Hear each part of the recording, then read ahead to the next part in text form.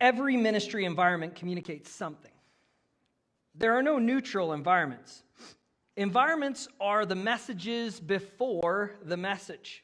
The messages your environments communicate have the potential to trump your primary message. As I am constantly reminding our leaders, the sermon begins in the parking lot. By the time I stand up to deliver what is traditionally considered the message, everybody in our audience has already received a dozen or more messages. They have already made up their minds as to whether they will come back the following week. The same is true for your church. The quality, consistency, and personal impact of your ministry environments define your church. To put it another way, your environments determine what comes to mind when people think about your church. This is especially true for first-time attendees. Regardless of the size or denominational affiliation of your church, it is a conglomeration of environments. Whether you refer to them as classes, programs, ministries, or services, at their core, they are environments. Environments that involve a physical setting combined with some type of presentation.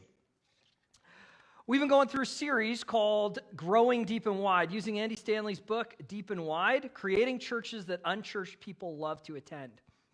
Now, as we discussed last week, reaching the unchurched, who are the unchurched again? As a reminder, these are people with no faith affiliation.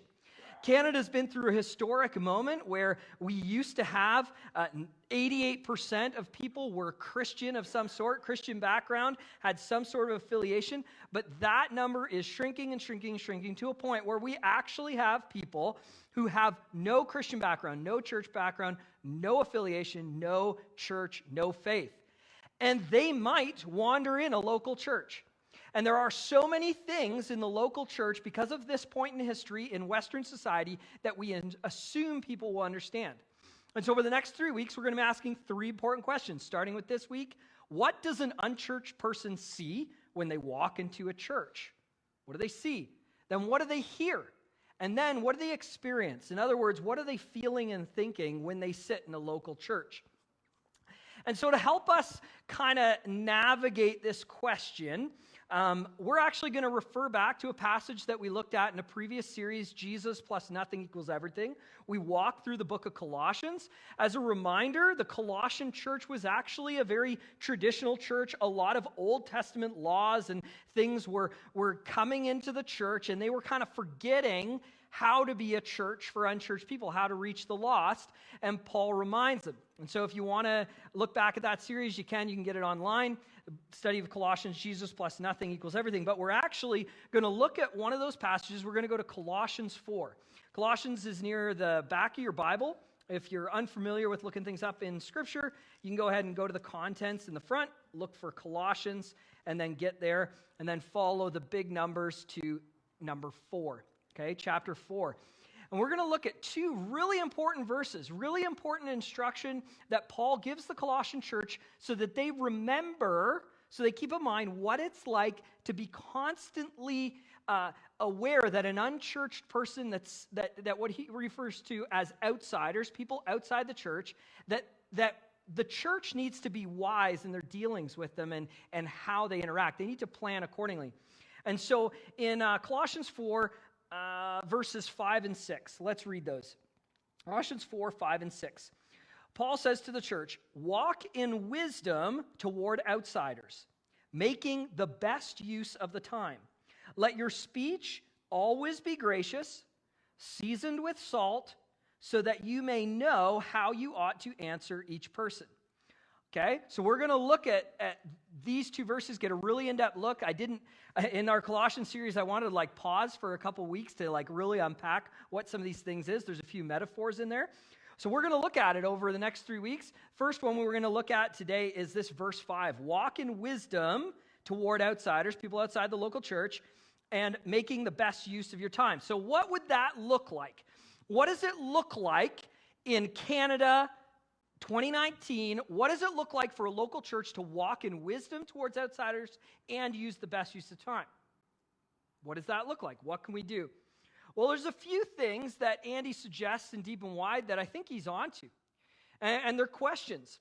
And the first question is our brand inviting? And some of you who have been in church a long time, you just saw brand attached with church, and you maybe are just having a little bit of freak out, like, where did I land? And Jeremy's sales and marketing background is now, I knew it was going to come full circle. Well, kind of, but not really. Stay with me. Stay tuned, because if you're not comfortable with church being attached to a brand, the church has been branding itself for a few hundred years already. Andy says it this way: at the end of the day, branding is not just a logo, fonts, colors, or a style. Those are merely things we choose to help people initially identify and then consistently recognize our brand. Ultimately, our brand is what people believe is true about us. Again, I'll say it again. Ultimately, our brand is what people believe is true about us. And the church has been branding itself for hundreds of years. Let's look at a few brands, okay? Baptist, Pentecostal, United, Catholic, Anglican, Methodist, Presbyterian, Brethren, Lutheran, Orthodox, Charismatic. Did I miss any? Anyone? Calling any out? Do we miss any? What? No name, the non-denom. We're so denominational, we're non-denominational. Right? Yeah, that's good. Yeah, no name church. Any others, right? The Mennonites. Can't forget about the Mennonites. Right? So there's lots. And these titles, these tags, just so we're clear, John the Baptist wasn't a Baptist. There weren't Baptists in the early church. There weren't any of these in the early church. The early church was just the way of Jesus, the way, the truth, and the life. They were Jesus followers. But as churches divide, as it's human nature, we like our club. And so these things, these brands they were supposed to define both historical and theological positions. But what's happened over time is these brands also somehow describe the type of church that it's supposed to look like. Like when someone goes to a Baptist church, it's supposed to look a certain way. When you go to a Pentecostal church, it's supposed to look a certain way. So let's pick on Baptists. Since I'm a Baptist, this is what we're going to do. It would be wrong if we sat here in a Baptist church and picked on the Catholics. So we're not going to do that. You want to pick on Catholics, go to a Catholic church, talk to a Catholic priest, you can do that. So we're going to talk about the Baptist brand. So right now, currently in Canada, we have 18 nationally recognized Canadian Baptist denominations or fellowships. Okay? So let's talk about a few of them. So we have the Baptist General Conference of Canada. We have the Landmark Missionary Baptist Association. We have the Association of Regular Baptist Churches. Who doesn't want to be regular? What's the option? Irregular? Of course we want to be regular. Everyone wants to be regular. So they're the regular Baptists, just plain Baptist. There's also the Primitive Baptist Conference. I don't know, they don't have electricity or something. So then we got the Canadian Convention of Southern Baptists, otherwise known as the Republican Party.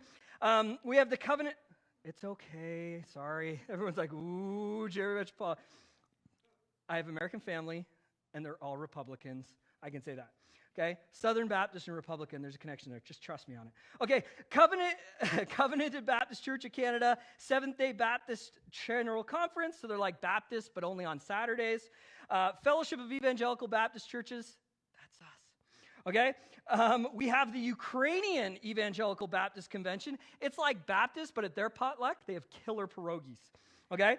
The Union of French Baptist Churches, that makes sense. Maybe there's a Union of English Baptists. We're Canadian. There's a Union of French Baptists. You'd think. But then you find out there's actually the Union of Slavic Baptists in Canada. French, Slavic, you can have them all. Lots of different Baptist brands.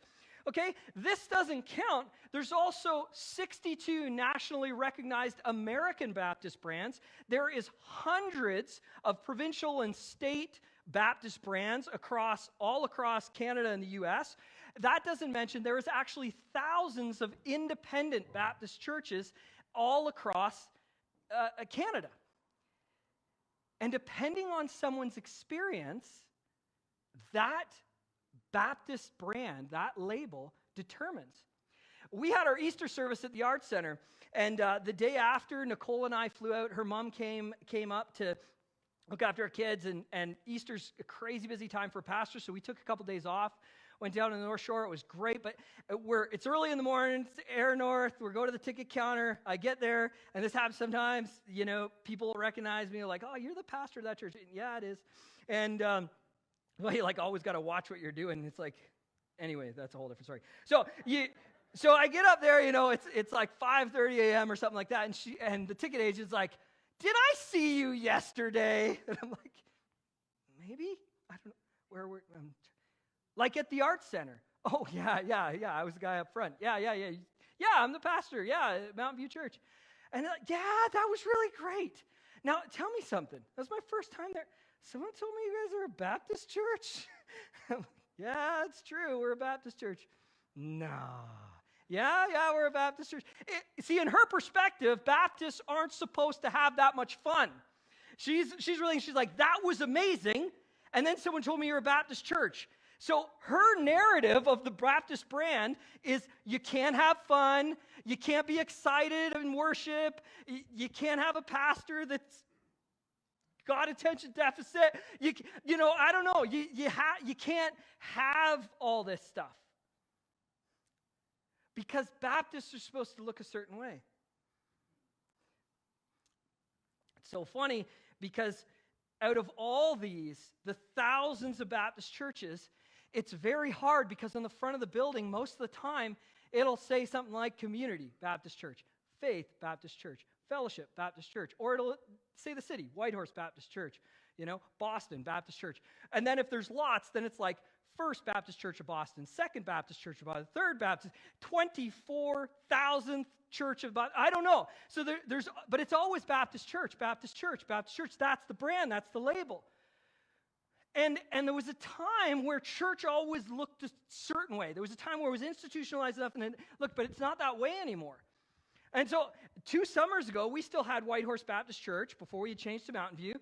And in July is an amazing time at Whitehorse. We see lots of Americans rolling through, get to meet people from all over the place, but specifically a lot in the lower 48 of the states doing their bucket list adventure. A lot of them are retired folks. And a gal had come in, an elderly gal. She had taken part in our service. And so I went back. I was at the back, and I'm just getting to know people and greeting people. And so I saw, okay, this is this elderly lady that I didn't know. And so, I greeted her, and sweet lady. And she was obviously from like Tennessee, Missouri, something like that, had a thick Southern accent. And I said, "Oh, what'd you think?" And "Oh, no, it was all right." "Well, I tell you one thing, that ain't no Baptist church." "Well, no, it's no, I know what a Baptist church is. That ain't no Baptist church." It was fine. That ain't no Baptist church. I know a Baptist church. When I see a Baptist church, that ain't no Baptist church. "Yes, ma'am." And that was it. There was no convincing her. Again, here I see, once again, there's a narrative in the minds of people that a style, even though to be Baptist, it's a historical and theological position, that isn't what people think about. They think about whatever Baptist church they went to, that brand titles what it should be. So what do? If Baptists can't get along on what a Baptist church should look like, what do? Well, we had to look at things as a fellowship. We're the Fellowship of Evangelical Baptist Churches. That's our fellowship, 500 churches across Canada. But we had to realize that Baptist brand actually, for unchurched people, depending on what they experienced, that was more of a barrier than an invitation. So nationally, they had to look at it, and they came up with an answer. They started just calling themselves the Fellowship, because in Canada, there was none that were the Fellowship of Evangelical Baptists. So just Fellowship or Fellowship National. It's not that they hid their history. It's not that they hid their theology. The core Baptist beliefs, one of them is believer's baptism. Not that we want to dismiss child dedication or child baptism. If that's people's experience, that's their experience. But for us, we believe that each individual should choose their own baptism. They choose Jesus, and they choose to show the world and say, "I'm all in." And that's one strong thing we feel Scripture says. We also believe the Bible's literate and are literal, and we believe what it says. The good, the bad, and the ugly. We don't pick and choose. We have to say, "Hey, the Bible says this. Sorry. God's word, we're going with it." So these are some of the identifiers. We don't want to lose those, but we also still need to reach the gospel, take the gospel in the world and reach the unchurched, and we can't have this barrier. So our regional had to change from the Fellowship Baptist Churches of British Columbia and the Yukon to Fellowship Pacific. And then us, we got names from the congregation, and we took a vote, and we came up with Mountain View Church. Again, we don't want to hide our history. We don't want to hide our theology. But if our goal is, as evangelical Baptists, is evangelism first, is the gospel first, and reaching people with Jesus first, if I ever get to the point where I'm more Baptist than gospel, there's a serious, serious theological problem with me as a church, or with me as a pastor. And this change is happening all over. More and more denominational titles are being pulled because they realize the name on the front of the building is actually pushing people away than inviting them in. Next question that we need to think about. Let's say the outside of the building, let's say the brand on the outside of the building, the name, whatever it is, let's say that doesn't prevent people coming in and they come in the church. So we're using wisdom. If we're wise toward outsiders, and so let's think about the name. So we've looked at it. If our name is a barrier, if our denominational title is a barrier, wisdom would state we need to probably ask the question about that and use the best use of time would be to call ourselves something as a church that points people to Jesus and doesn't point people away. But now let's say they actually make it in the building. What do our church facilities give the impression we're expecting guests to arrive? So again, if we are to be wise toward outsiders, we're assuming that someone, try to picture for a moment your home and imagine someone who you've never met before is coming over to your home. You've invited them. You've given an open invitation. You don't really know their name. You don't know who they are. Imagine that. Try to imagine. It's maybe hard for you, depending on how your home structured, that you don't know who they are, and they're coming to your home. What does your home look like? What does it feel like? Be wise in regard to outsiders. They're guests. They're going to be honored. You're going to clean up. We need to ask, are our church facilities clean, organized, and safe? Clean's crazy important. I know, I can tell you right now, for our house, if a guest is coming over and we don't really know them very well, maybe we've met them in church or met them somewhere, we've invited them to the home, we do this on occasion, we want to practice hospitality, but I can tell you right now, Jeremy, Jude, and Luke, we better not have anything planned for about 4 hours before those guests arrive. There is an understanding, it does not need to be stated, Mama is putting us to work. Because if she doesn't know who's coming to the house, it's different than her sister coming over or a longtime friend. There's forgiveness. There's understanding, sorry, the place is a wreck. But it's not like that. If someone has never met and they're coming into our home, there's an understanding everyone is cleaning up. We want to have our church like this as well. This is one of the reasons why we hired Elijah 5 hours a week. We have a custodial contract, but we can't, when little things break, we need someone to call on to be on top of those things because we expect people we don't know every single week. We expect that. And this is the reason we had this spring cleaning thing. Our family came earlier in the week because we were going to be away, but our family, and we brought our boys with it. We want our boys to understand, this is something we're a part of, guys. This is just like at home when we're inviting guests, and it's all hands on deck. If a guest is coming to the house, everyone's on it. Well, this is the same. This spring cleaning, we want you boys to be involved.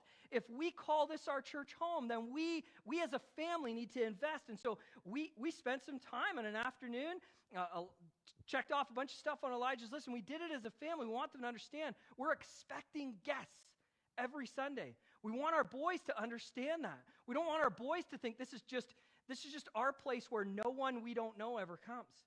We want our boys to welcome new people, to meet new friends. We want that to be a practice in their life.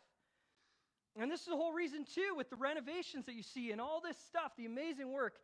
By the way, can we give Billy a hand? If you don't know Billy, you got to meet Billy. He's an incredible carpenter, and and I know there was Jared and Todd and Katerina. There was other people involved in this. But again, this isn't just for the good of our health. This is because we're expecting guests. How can we create an auditorium that an unchurched person will feel as most comfortable as possible? We don't want an auditorium to look like church in a sense. Because the building of the church is not the church. It's the people. And we're trying to create an environment. This is why the organization of it all that stuff, parking lot, greeters, ushers, welcome desk, coffee service, kids check-in, all this organization, it communicates that we're not just doing this for us. It isn't a matter of like everyone knows it. We just take our kids downstairs. Oh yeah, we know all these people. Here's my kids. Okay, I'll come back in a bit. That's not what it's like. The whole system. You know, I had someone talk about, there's a guy, I won't call him out, but there's a guy that is very faithful with our parking service.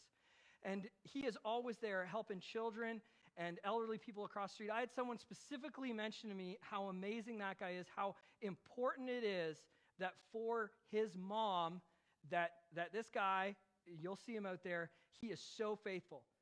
There is a sermon being preached with that stop sign every single Sunday, flat out.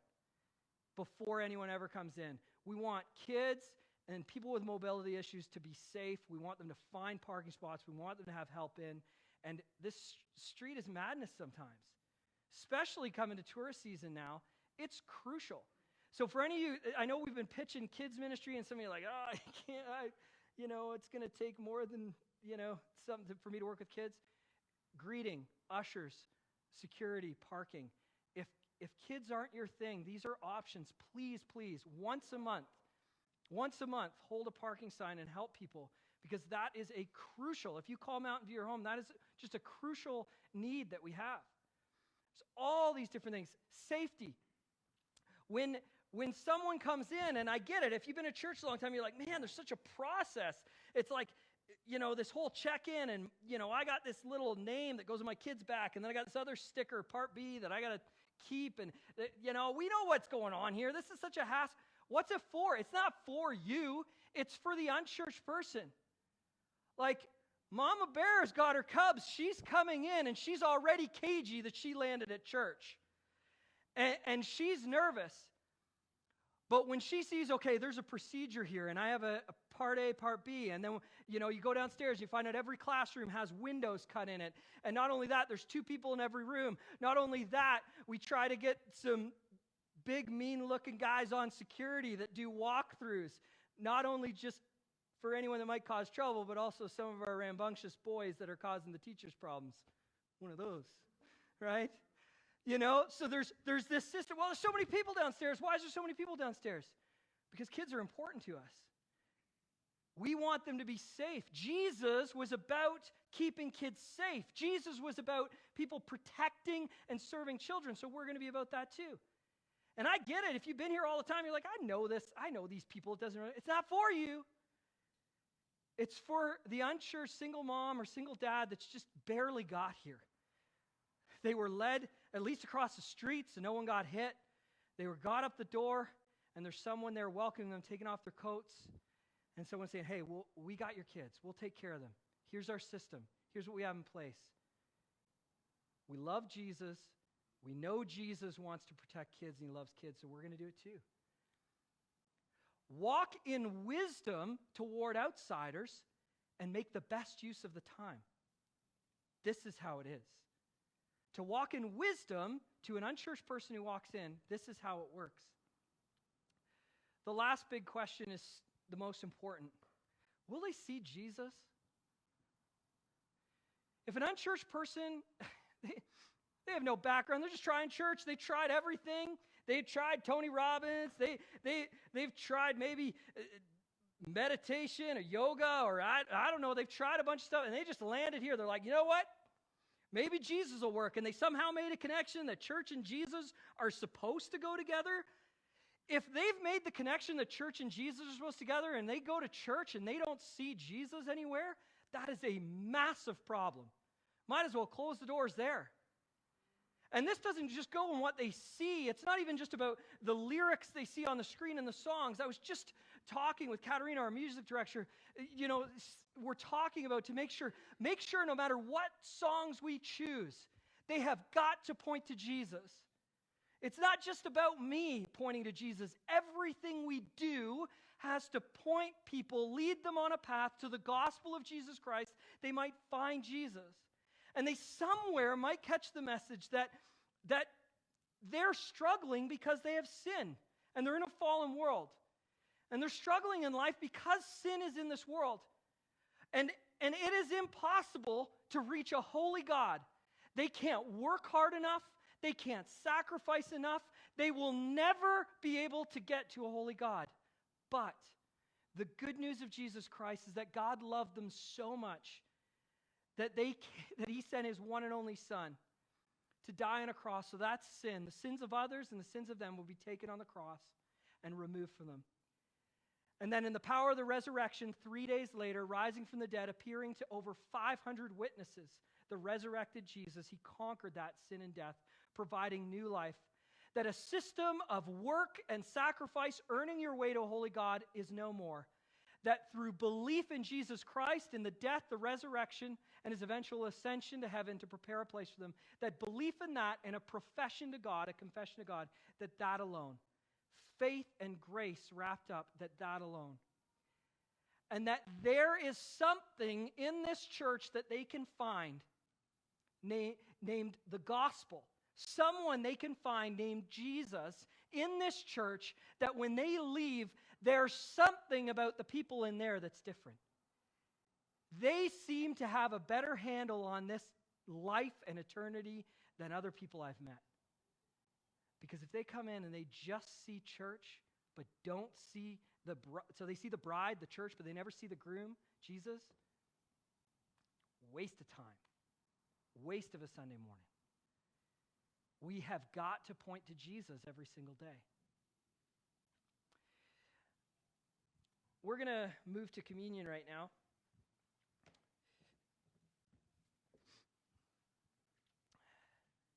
And this is really, once a month we do this. Churches all over the world do this. Like, if we're talking about, is someone going to see Jesus? This is one of the greatest ways we can show people Jesus. Christians have been doing this for over 2,000 years. See, there was the night before Jesus was he was going to be betrayed by one of his followers and arrested, and he was going to be beaten and whipped and put on a cross and to die. And I can't even imagine what it was like for those disciples to kind of work through that at the time. And he's trying to explain it all to them, and at the time, it was actually the time of Passover. A tradition that this small group of disciples would have been very familiar with. It pointed back to the days of Moses, where the Hebrew people, God saved the Hebrew people from the bondage of slavery. And this Passover meal was a big part of that. And that they were supposed to continue to celebrate Passover together to remember, so they would not forget God's salvation for them out of the bondage of slavery. Jesus, the night of his betrayal, he turned the Passover on its head.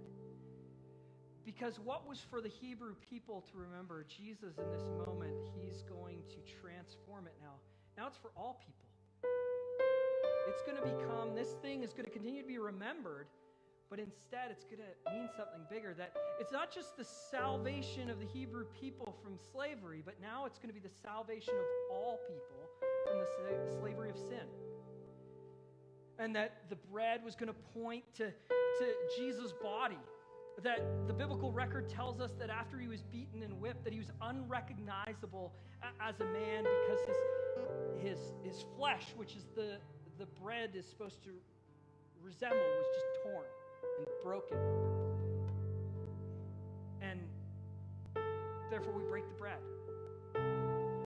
It also explains that there was blood and that the blood flowed. And it was to resemble the atonement. You see, for Jewish people, for the Hebrew people, they would have understood sacrifice. They would have understood that their sin needed to be covered by an animal sacrifice. but God would send his son, and that his son would be one final sacrifice. And the blood of the Son of Jesus would be the final atonement, the final payment. No more punishment, no more consequence, that this would be final. And this cup, that's what it's to resemble. It's what it's supposed to point to. And so for 2,000 years, Christians, what's funny? No matter what brand. Isn't that amazing? This thing, you see this thing in every church. Every church, you see this. If there was one thing that would unite all the brands of Christianity, it's this right here. Because when it all comes down to it, every so often, Christians need to pause and remember why we do what we do. We got to see Jesus in this. Oh yeah, that's right. He died for me. He took my sin. I don't have to feel the bondage of my sin. I don't need to feel the guilt. I don't need to feel the condemnation. Jesus took it. And I have redemption. I have freedom. Because he rose from the dead, dead 3 days later. Soon after he ascended, and he's preparing a place for me. This is for people who have given their lives to Jesus, who say, I will follow Jesus. And we're going to do it ever so often to remember. So before we do, there's a few changes in how we do communion. If you've been at Mountain View a long time, some of our elders are elder, and they've communicated that they have trouble with tremors, different things. They have trouble handing out, especially the juice trays. And so we talked about that. There's also, different stage and things. It's a time for us to reset and think about how we do communion. And it's not that we're not going to be led by a pastor-elder team. Tomorrow we're going to retreat, and definitely we feel the weight of leading this local church. But we need to ask the question, okay, so take away the brand, take away the traditions a little bit. How did they do it in the early church? And what's amazing, in the early church, they did this all the time, but it was more of a family environment. And there wasn't a hierarchy of who passed this stuff or who got to touch this stuff. It was brothers and sisters under Christ sharing the common meal, sharing the bread, sharing the cup. And so we need to think about that and say, okay, well, what does that look like in a congregational church like us still in Western society? And so we're trying something new today where, it's not just going to be the pastor and elders that do it. We're just going to have the ushers come forward. Now, a couple of them have been elders before, but moving forward, this is the way we want to do it, that anyone can usher communion. Just like the early church. Anyone can pass it out. And it's just like you pass it to your neighbor, it's all good. This is something that binds us together as equals. A reason why I don't want to be up on the platform when I'm doing this. I want to be on the floor. It's important that we all understand that me or the elders, this table unites us all. It's like an even playing field. There's no hierarchy here. Every single person is a son and daughter of the Father through Jesus. This unites us, and it also evens the playing field. And so I'm going to pray, and if you've never given your life to Jesus, I want to give you an opportunity to do that. For those of us that have known Jesus for a while, maybe we need a time of recommitment. The communion table is beautiful for that. So we're going to do that too. Will you pray with me? Dear Father, I thank you for sending your Son to die for me. I thank you for paying for my sin. I believe at the cross that you took the payment for humanity's sin. But I also believe on the third day that your Son Jesus rose from the dead to conquer that sin and to provide a new way to access you, a holy God. And Father, I believe that soon after he ascended to be with you and to prepare a place for me. Today, I make a choice, either for the first time or for the 1,000th time, to follow you.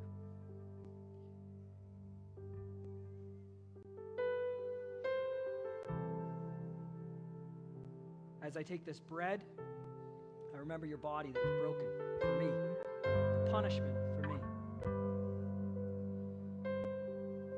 And I pray that as I take it, I would get a vision of that sacrifice and understand the weight of it. And though it's just a simple piece of cracker, bread, I take it understanding what it resembles, what it means, that it resembles freedom